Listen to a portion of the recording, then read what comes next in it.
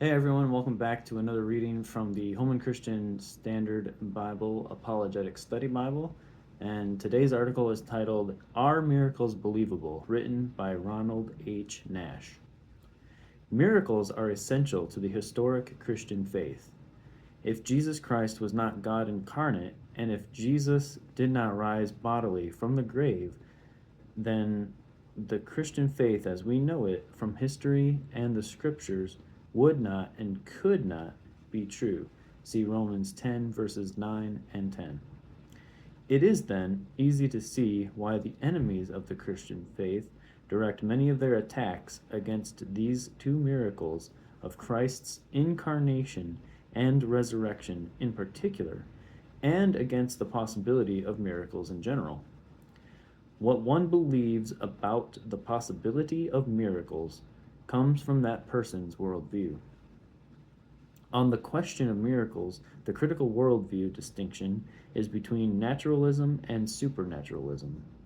For a naturalist, the universe is analogous to a closed box. Everything that happens inside the box is caused by or is explicable in terms of other things that exist in the box. Nothing, including God, exists outside the box. Therefore, nothing outside the box we call the universe or nature can have any causal effect within the box. To quote the famous naturalist Carl Sagan, the cosmos is all that is or ever has been or ever will be. The major reason, then, why naturalists do not believe in miracles is because their worldview prevents them from believing. If a naturalist suddenly begins to consider the possibility that miracles are really possible, he has begun to move away from naturalism and toward a different worldview. Any person with a naturalistic worldview could not consistently believe in miracles. No arguments on behalf of the miraculous can possibly succeed with such a person.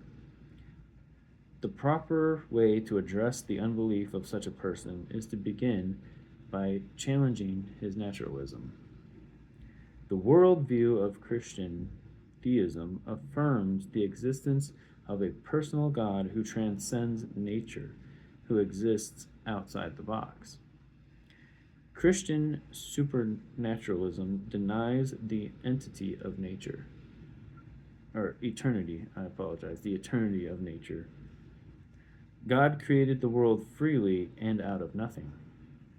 The universe is contingent in the sense that it would not have begun to exist without God's creative act, and it could not continue to exist without God's sustaining activity.